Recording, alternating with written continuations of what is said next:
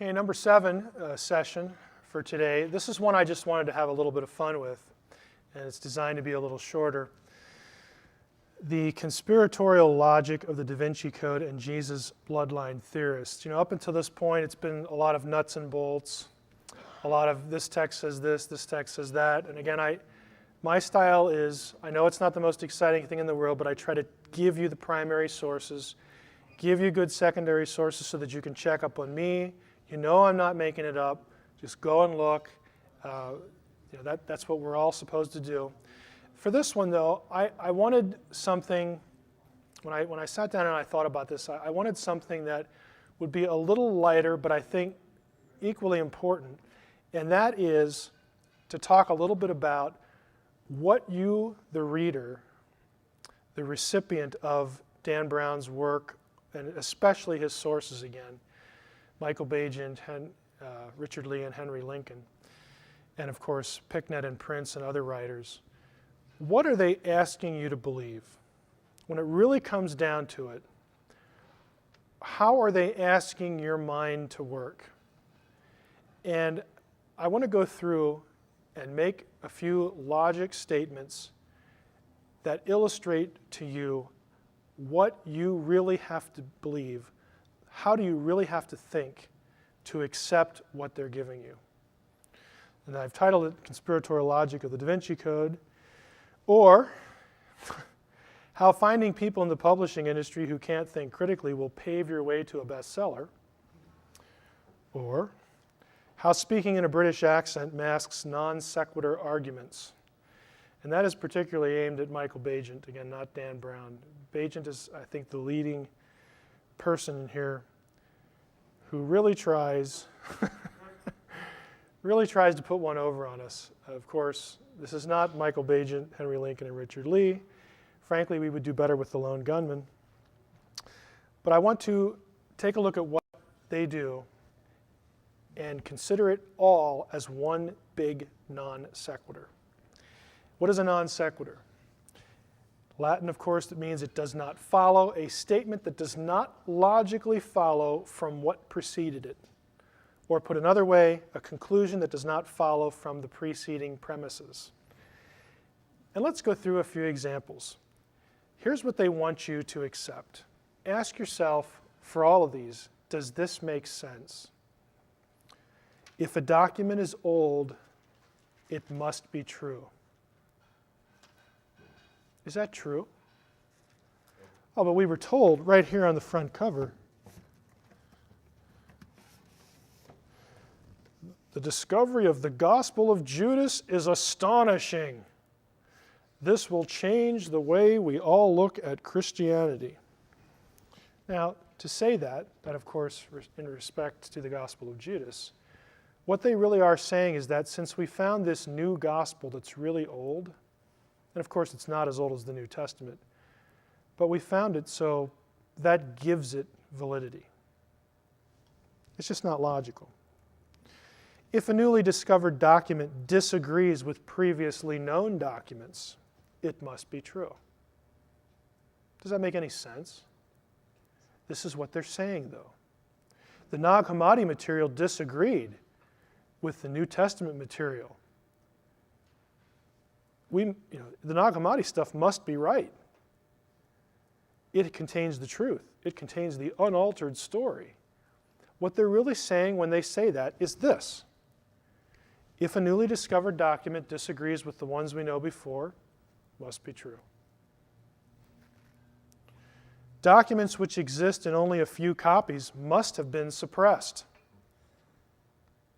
Well, there aren't many of these Nag Hammadi Gospels, or there's only one of the Gospel of Judas, or it took us this long to find it. That's proof that the evil Orthodox Church must have been suppressing and destroying all these other ones. Does that make any sense?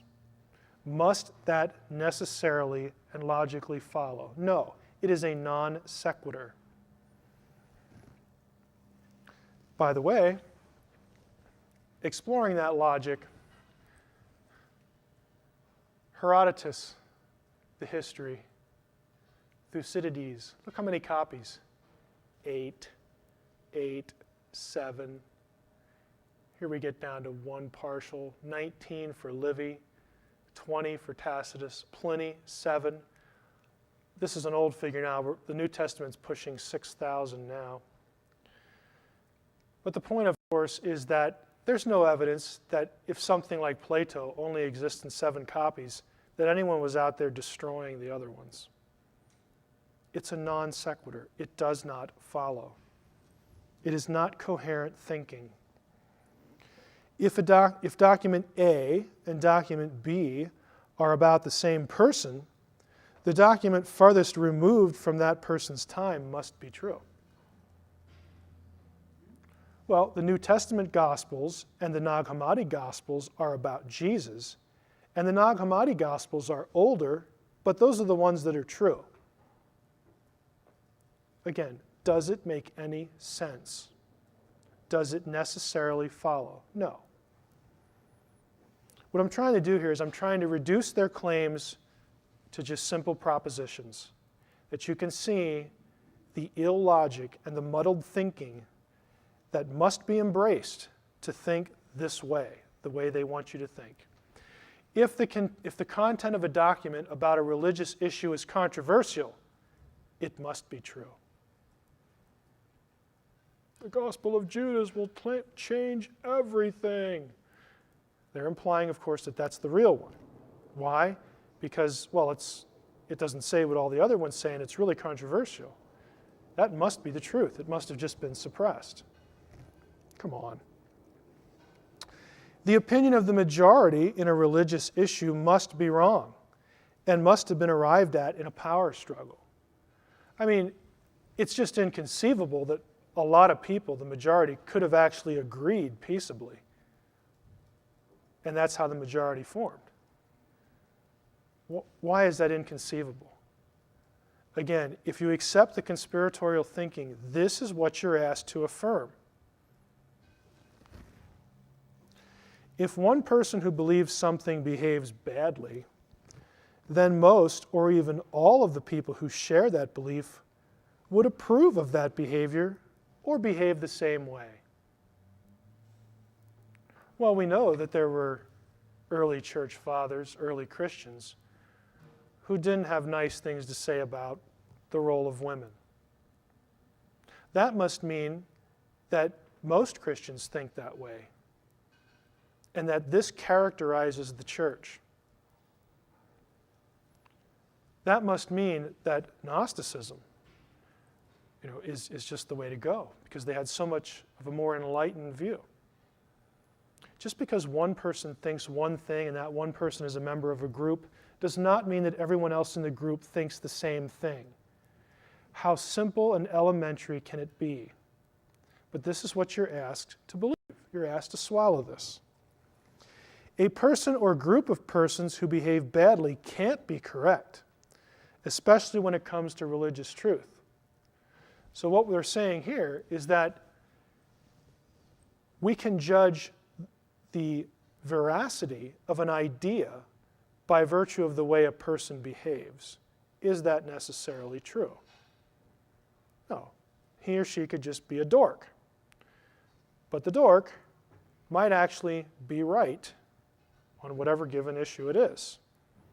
Okay, we all know dorky people who get things right. You and I might be among them.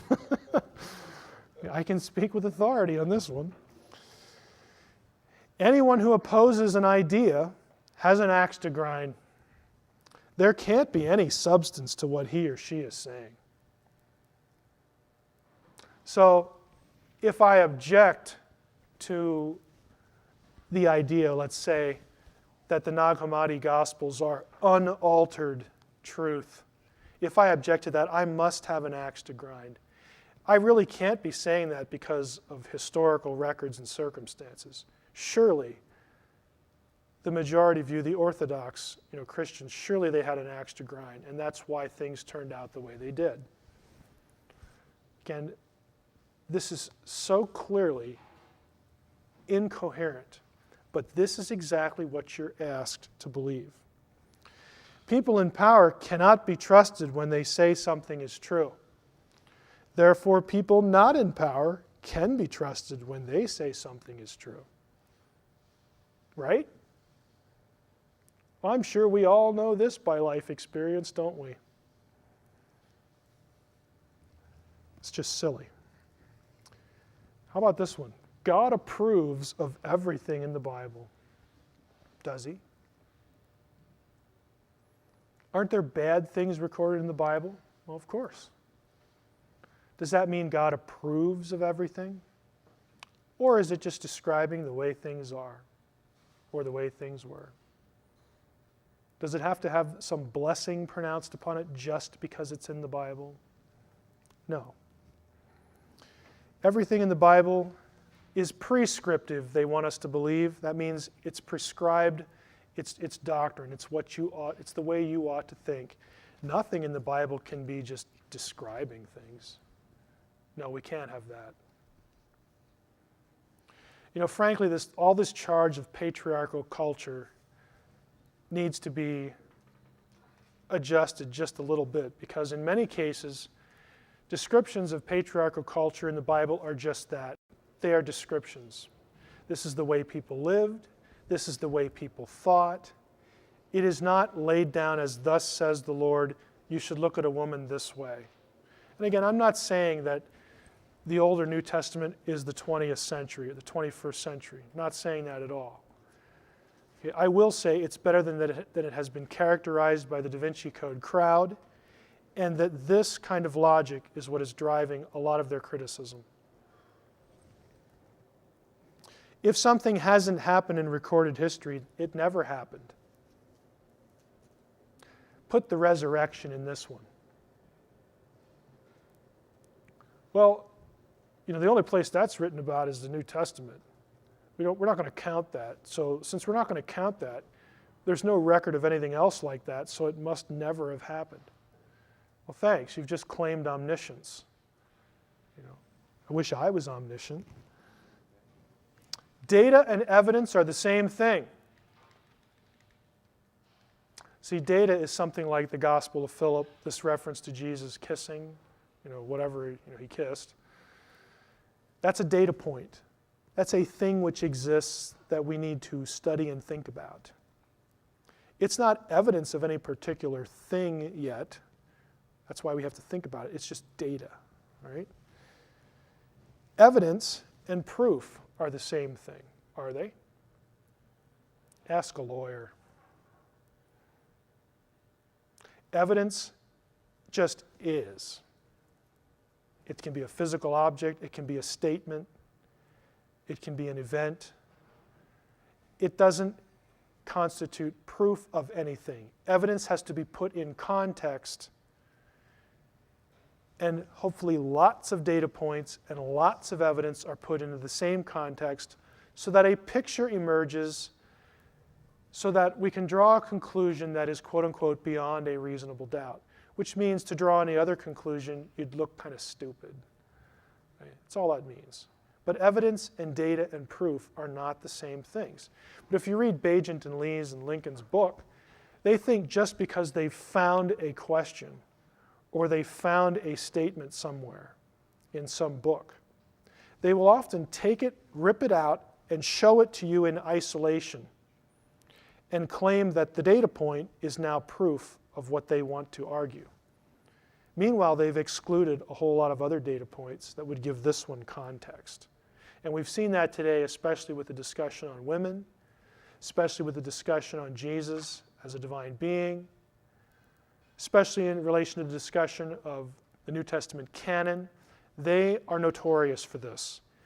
Taking one data point, ripping it out, orphaning it, showing it to you, and pretending that it's proof to the exclusion of lots of other stuff. But this is the way that you're asked to think. If a field or discipline accepts something as fact, then it probably isn't true. And they probably have sinister reasons for taking that position. Again, just real life demonstrates the silliness of the approach.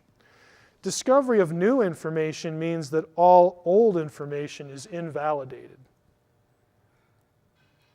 This is what they want you to believe with respect to the Gospels and the manuscripts and all this. Again, what I'm trying to do is reduce their claims to the propositions that they want you to embrace. Discovery of new data means the new data is more reliable and factually trustworthy than the older data. On what grounds? Well, we just didn't know it before, so now we know something different, and that must be true. No one in ancient times wrote with an agenda. Only modern people do that. I could say no one in ancient times except the New Testament writers wrote with an agenda. Like the people who wrote the Gospel of Judas or the Gospel of Philip or the Gospel of Thomas, they didn't have an agenda. No. That would never have happened. All the Nag Hammadi material is agenda-free material. Just the facts. What bubble were those guys living in? No one with a minority viewpoint in ancient times ever wrote to take a shot at the majority opinion. Only modern people do that.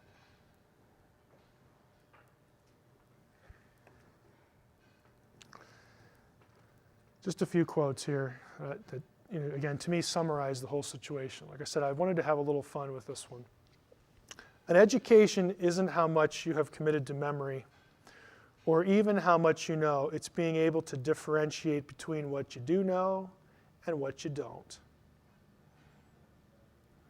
That is an honest handling of evidence, an honest handling of material. That is the point of scholarship. Whether Brown's sources like to hear it or not, this is what scholars are supposed to do, to try to determine what we can say and what we can't, and to put things really in probability scales. Men occasionally stumble over the truth, but most of them pick themselves up and hurry off as if nothing had happened. Churchill's just wonderful. This one kind of speaks for itself. Some of these writers, I will go as far to say that they probably know where the truth is and they want to avoid it because they don't want to stumble over it. Postmodernists believe that truth is myth and myth truth. This equation has its roots in pop psychology. The same people also believe that emotions are a form of reality. There used to be another name for this state of mind. It used to be called psychosis. Brad Holland is an artist. Don't know too much about him, but I thought this is pretty profound. And this one we have in our office. The work of scholars is not for sissies. Now, some of you are familiar with Donker. Donker is a famous lexicographer and Greek and early church historian. And frankly, I have this here because I really like the quote, because I get to look at it all the time. And also to say that if the sources behind what Brown is writing and perpetuating, again, he to me is not the bad guy. If these guys are not willing to do the grunt work and to look at the texts and give you all the data, they're not only sissies, they're axe-grinding sissies. Okay, this is not easy stuff. It is mind-numbing on occasion, but it's important. You're just trying to give the data and be honest with it and think about it. Again, non sequitur. Conclusion that does not follow from the preceding premises. And Shakespeare's quote, I think, is a good way to wrap this up. An empty vessel makes the greatest sound. And I think that's what we have in this case. Just lacks substance that could be given to the public and still tell a really cool story. But there is apparently an agenda that is being propelled, at least at this point.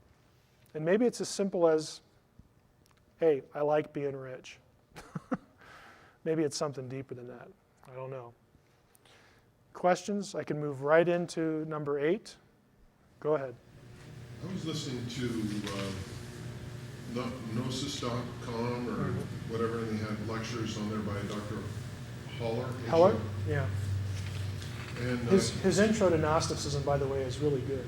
I was fascinated by what I listened to, And He's a Gnostic, by the way.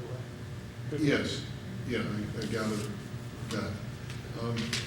One of the things that he said from my notes is I think there is inherent, and I can't find it right off here, but there's an inherent necessity to rebel against law and structure and the laws like the Ten Commandments, Torah, because since it originated from an inferior being, Eon, Right. that it is necessary for us to rebel against it because it is a means of repressing us. And that rebellion, if I have the right word, seems really to permeate all of the logic, it reminds me of the 70s when all the institution was bad. And it just seems to be in every part of the literature, and your quotes, of course, certainly have that to them. No, I would agree. I think it's a rebellion against coherence, but that doesn't mean it's the desire to sound stupid. It's not that at all. It's that I know what I want to believe, and even if it's not coherent, I'm still going to believe it because I prefer it over this over here.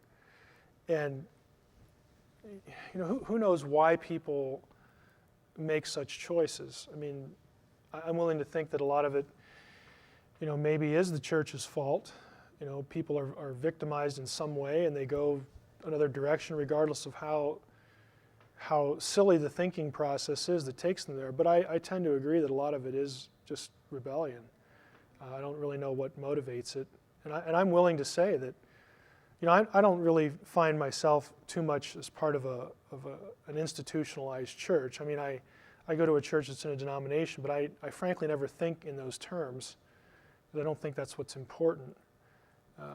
I'm not here to perpetuate the livelihood of a particular denomination.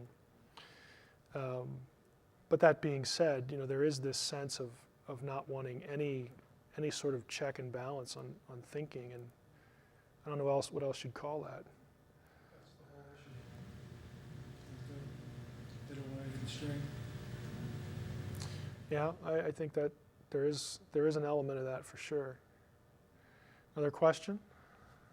Yes, Ted. Yeah, I had one. Back to Nicaea, those 300 people that were there, or 300 or so people, who were they? I mean, were they local, kings of the area, or who? No, they were the cardinals and bishops. Yeah, they were the bishops that were solicited.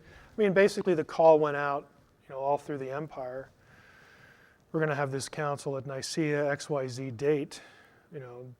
You're invited to come. Some did, some didn't.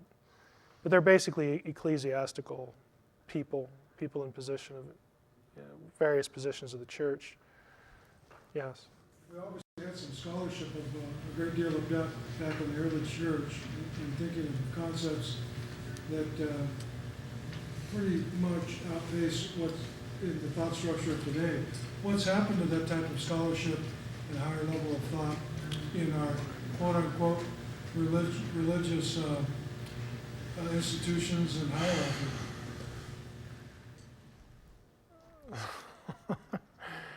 Yeah, I'm having one of these moments of what I should say and what I want to say.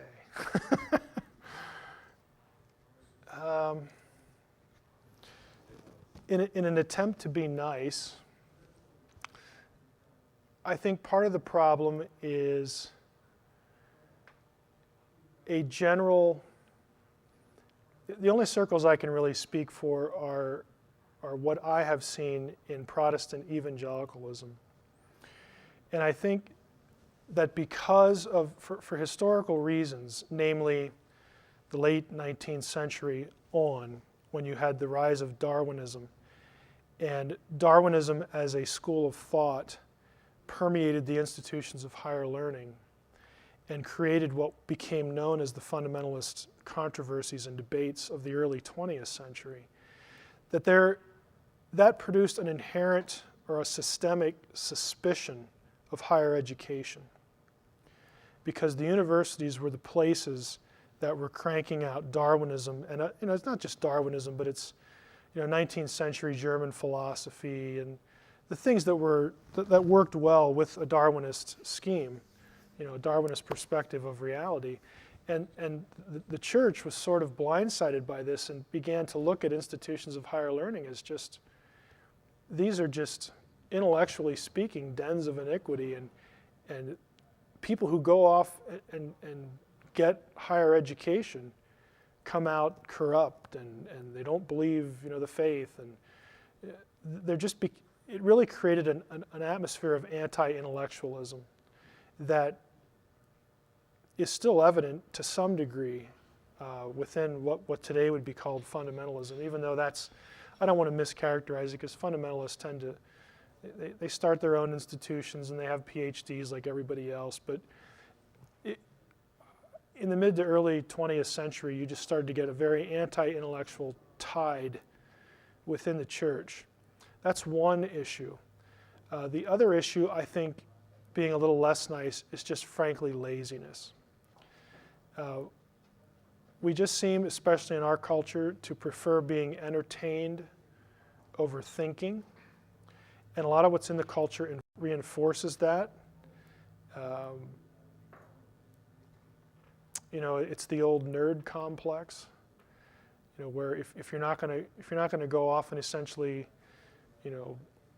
party and just really be alive to have fun, if you want to be serious, what's the problem with you, kind of thing. In the modern church, we just have instances where, I've actually had Christians come up to me and ask me why I've wasted my life studying the Bible. You're smart, Mike. You could have been a doctor or a lawyer. What are you doing this? You could have made a lot of money. I've actually had people tell me that and ask me that. There is an anti-intellectualism there. I think it's a worldliness that we tend to look at ourselves vocationally for how much money we can accumulate, how much wealth we can accumulate. We are too lazy to want to be intellectually stimulated because it's not going to lead to a profit, at least as we can perceive it. I think you have all sorts of forces that are intertwined and combined within the church to perpetuate an anti-intellectual stance. I'm trying not to make too sweeping of a generalization, because I know lots of Christians with PhDs in all sorts of fields that really care, about learning in sciences or humanities or whatever. But the lay community, people like you are the unusual ones. I hope you realize that. To me, having a lay person or someone who has who maybe didn't go to grad school, just the average person, you get into adulthood and it's like, man, I want to learn lots of stuff. I just find it interesting. I'd rather go read this book than go watch American Idol. That's wonderful, to meet people like that. I've had grandmas in their 60s order my dissertation from my website. And they'll tell me, I don't know Hebrew or Greek, but I've read everything else on your website, and this is what's left. I wish we had more of that. But the reality is we don't. And I think it's because it's just not valued, because it's not a money thing. I think the church is just very worldly. I don't know any other way to say it. I think it's misplaced priorities. I think churches should make their pastors be theologians and hire theologians on staff. That's the way it used to be. Theologians aren't exciting, but the church rises or falls on their backs. Speaking outside of Providence now.